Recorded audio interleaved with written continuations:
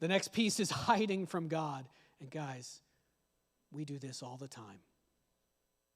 Then the man and his wife heard the sound of the Lord God as he was walking in the garden in the cool of the day, and they hid from the Lord God among the trees of the garden. I mean, there's so much here. Again, we could talk for 3 hours.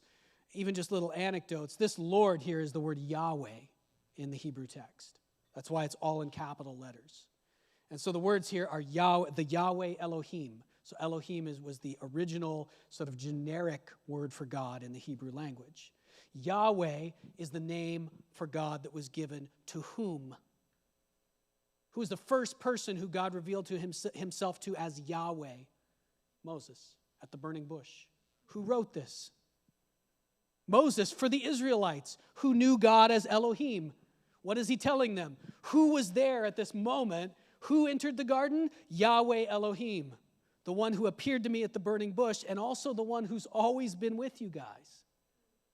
Moses clearly wrote this. There's so much more here. Can you picture this? You can see why I think that this being a vision given to Moses, that maybe Moses doesn't even know all the details of, makes perfect sense to me. I don't know that that's true, but it makes perfect sense to me. Why? Can you picture this? What did it look like for the Lord, for Yahweh Elohim, to walk through the Garden of Eden in the cool breeze of the afternoon? What did that look like?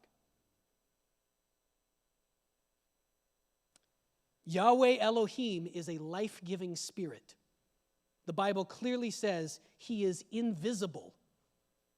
Was it just a presence that entered the garden? Did they just sort of feel like the presence of God? Oh, but they can hear the sound of Yahweh Elohim entering the Garden of Eden.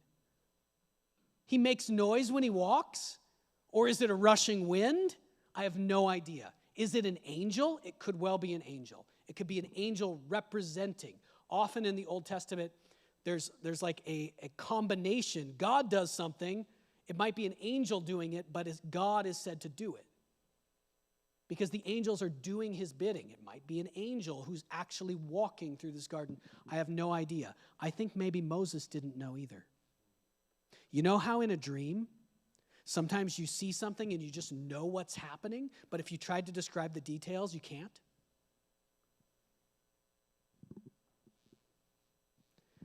But the Lord God called to the man, "Where are you?" The first time I ever read this, I don't know Hebrew, but I know ancient Greek.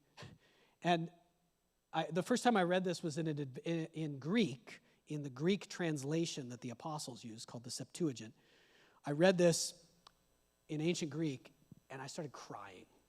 I don't know why. Something about reading it in a different language kind of slowed me down, and I just realized how sad God was at that moment. He walks into the garden, and the two he created, who he loves like himself, he can't find them. Now, does he know where they are? Of course he knows where they are, but they have hidden themselves from him. And when you know how this is, when your friend you have a close friend, and they start to become divided from you. They start to hide themselves from you. They disconnect from you. You might know where they are, but you can't get to them. That's what happens right here. I think God's heart breaks at this moment. He says, "Adam, where are you?" Adam says, "I heard you in the garden, and I was terrified because I was naked, so I hid." He said, "Who told you you were naked? Have you eaten from the tree that I commanded you not to eat from?" And the man says it was her fault. It's all her fault. Okay, and this part, let's take a lot of lessons from here. Look at how much this chapter makes sense of human life. You tell me this chapter wasn't breathed by God. It's her fault. And you know what? Also, God, it's your fault. She did it to me. She did it to me, and you're the one who put her here. Husbands, have you ever had this conversation with God about your marriage? You probably have, if you pray about your marriage.